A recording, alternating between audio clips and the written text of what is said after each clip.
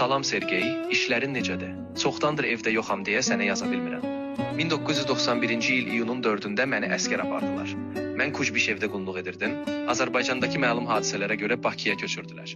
Artıq 5 ildir ki, bizdə müharibə gedir. Ermənilər bizimkiləri öz torpaqlarımızda öldürürlər. Onlar təkcə Qarabağı yox, bütün Azərbaycanı istəməkdədir. Keçmiş Sovet ordusu onlara pulla kömək edir. Ermənilərdə neqrlar, livanlılar və başqaları pul qazanmağa gəlirlər. Onlar silahsız əhalini qırırlar.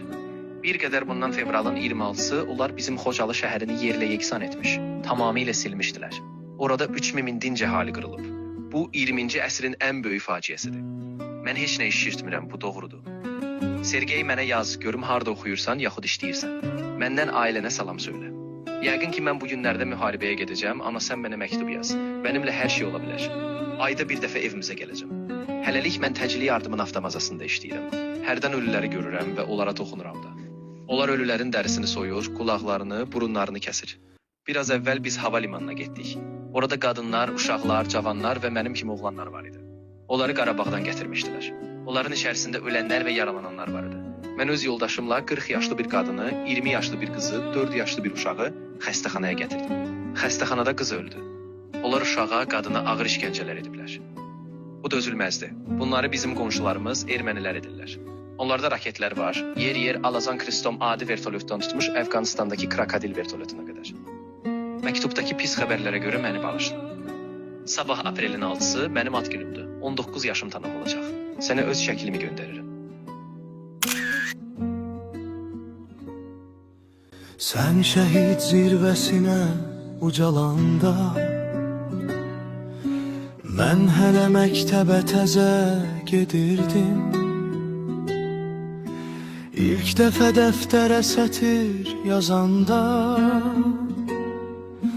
adını şəhid Vüqar oxudum. İllərlə gözyaşı, vətən əsrəti, nə axı bitirdi, nə də naləsi. Yaralı qəlbi ovunmaz böyüklerimin, susmazdı ağrının səsi.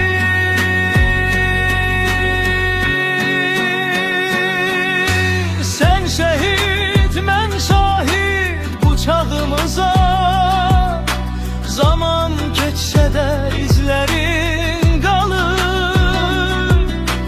19 yaşım donub tarixdə, adın ürəklərdə yaşayır. Çox şükür bugünə vətən qayıtdı. Qürurum göylərə yüksəldi yenə. Ruhun şad olsun əziz şəhidim, müjdə verir kiçik şahidin sənə.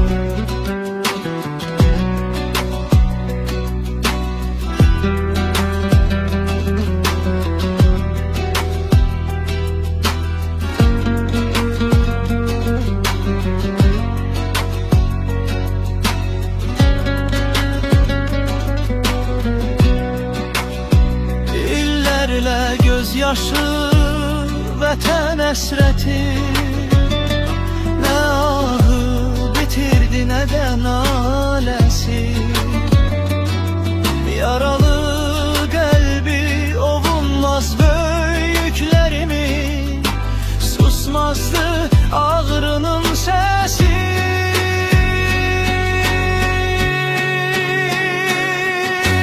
Sən şəhid, mən şahid çağımıza.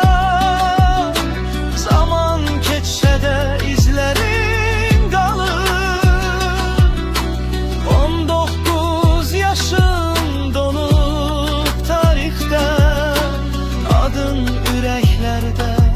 yaşayır.